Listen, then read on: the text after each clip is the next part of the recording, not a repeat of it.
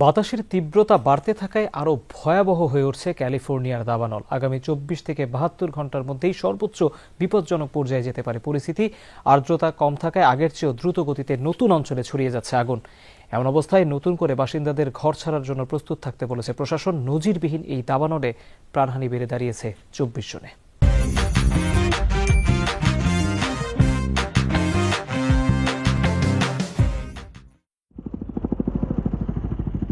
গেল এক সপ্তাহ ধরে স্মরণকালের সবচেয়ে ভয়াবহ দাবানলে পুড়ছে মার্কিন অঙ্গরাজ্য ক্যালিফোর্নিয়া।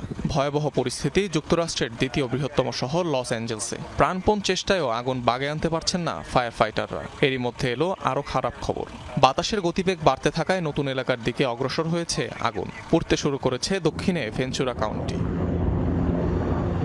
রোববার রাত থেকে বাড়তে শুরু করে শক্তিশালী বায়ুপ্রবাহ স্যান্টা অ্যানার গতিবেগ, যা মঙ্গলবার স্থানীয় সময় সন্ধ্যা নাগাদ ঘন্টায় ১০০ কিলোমিটার ছাড়িয়ে যাওয়ার কথা। বুধবার পর্যন্ত এমন আবহাওয়া থাকবে বলে পূর্বাভাস দিয়েছে যুক্তরাষ্ট্রের ন্যাশনাল ওয়েদার সার্ভিস। আর্দ্রতার অভাবে আরও ভয়াবহ হয়ে উঠেছে পরিস্থিতি।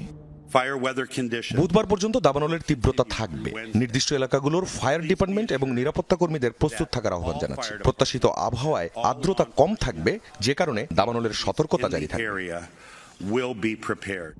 লস অ্যাঞ্জেলসে এখনও নিয়ন্ত্রণহীন ৩টি দাবানল। রেড ফ্ল্যাগ সতর্কতা জারি রয়েছে অঞ্চলটিতে। সোমবার সন্ধ্যা পর্যন্ত পুড়েছে অঞ্চলটির ৪৫,০০০ একরের বেশি জায়গা। ক্ষতিগ্রস্ত ১২,৩০০-র বেশি স্থাপনা।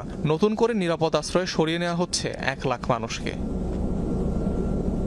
এদিকে হাজার হাজার গ্যালন অগ্নি নির্বাপক পদার্থ ব্যবহার করেও কিছুতেই নেভানো যাচ্ছে না আগুন। ছড়িয়ে পড়া ঠেকাতে সর্বাত্মক চেষ্টা চালিয়ে যাচ্ছে ফায়ার সার্ভিস কর্মীরা। যোগ দিয়েছে বিদেশি দমকল কর্মীরাও। অনিক রহমান, যমুনা নিউজ।